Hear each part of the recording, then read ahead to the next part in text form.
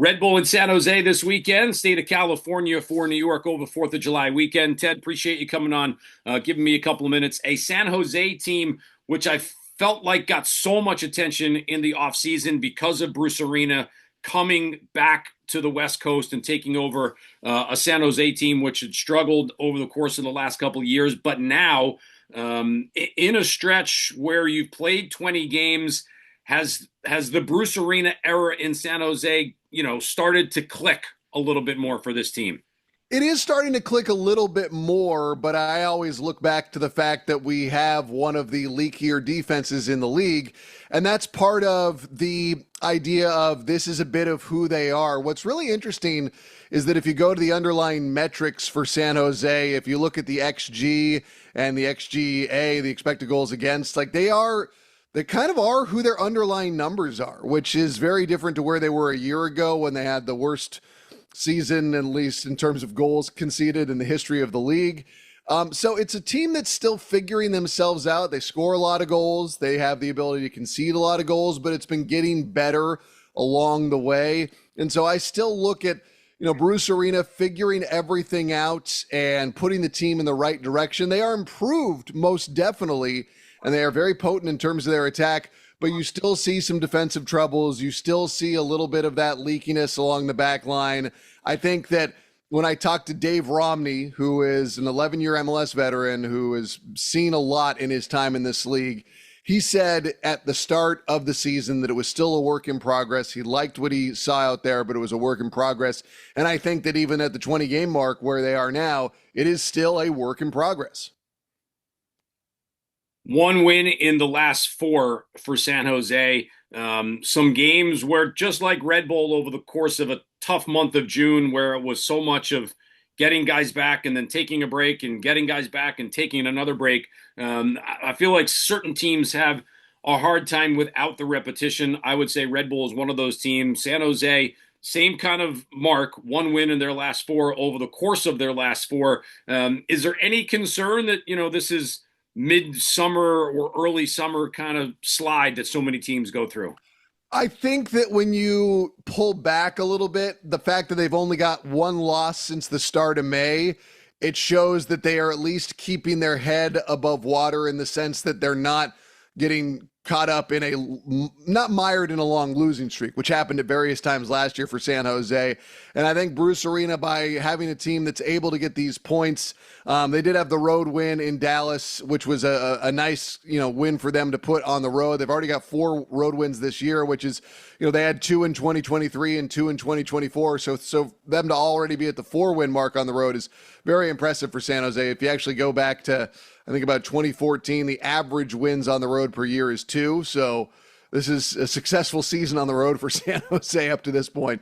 But I think that going back to that idea of San Jose still trying to figure it out, if in the process of figuring out this team for Bruce Arena, if he's coming up with draws as opposed to losses, I view that as a positive because he's heavily rotated the squad on numerous occasions. Twice this year since the start of May, he's had 9 changes to the lineup from one game to the next. If you put that in conjunction with the fact that they are getting road wins, I think it lends itself towards the idea that they will be better at home in the second half of the season.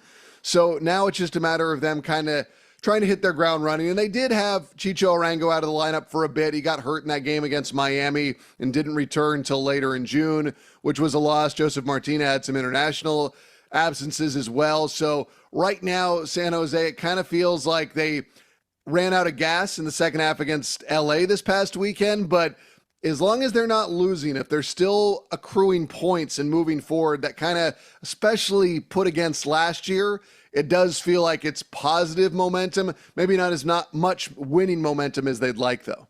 Both teams playing the 3 in a week with Wednesday, Saturday, and now Saturday, or that tight stretch of just, having the week off, but then getting back to it. And also factor in this, no travel for San Jose, clearly, but both teams have big games in the Open Cup. Yeah. Tuesday for you, Wednesday for Red Bull. Any factor you think played into this game lineup-wise for Bruce Arena? Well, I think Bruce Arena he wants to win the Open Cup, and he was very blunt about this a couple of weeks ago when he said this team with the Earthquakes, he said, we need to reestablish a winning culture. And he said the Open Cup was a very, very good place to do that. So I would not be surprised if he has a heavily rotated lineup going against New York on Saturday and puts a little bit more emphasis on the Open Cup. Now, that doesn't mean that guys will completely rest, but I would not be surprised if you saw, I don't like calling it a B team, but if you just saw a more heavily rotated squad for the Earthquakes on Saturday, because he is putting the emphasis on the Open Cup. He wants this team to reestablish themselves and get hardware. And that's, it was very interesting to hear Bruce say it, because he said when we were in LA, he said we didn't care that much about the Open Cup. He said, but we were winning MLS Cups. And so I think that having an ordained idea of starting with something and going at the Open Cup, I think that was a sobering reality for Earthquakes fans to hear him painted as such, but he's probably right. I mean, the Earthquakes have not had much success since they returned to San Jose, and they had the Supporters Shield in 2012. Other than that, just a handful of playoff appearances, all first-round exits. So I would expect rotation. Bruce hasn't told me that, but based on what we've seen from him this year, yeah, I think the Earthquakes, it may not be their 100% lineup on Saturday, but I do expect him to make subs in that game that would bring all the big stars on. More importantly, Ted, what's going on after the game? Are there fireworks? Is there some sort of festivities to celebrate 4th of July weekend? Yes, there is a fireworks show after the game, the first ever in the history of PayPal Park. Now, Matt, having been there before, that there is an airport right across the street. So that has led to the inability to do some of the stuff that they had wanted to do in the past, but I think they were able to get things approved and they worked hard to do so. So now we are going to have this fireworks show. Usually they have the fireworks show at the Classico at Stanford Stadium, the game that we had last week against LA. Stanford is allowed 2 fireworks shows per year, and they used them both when Coldplay played there previously. I think it was at the end of month of May.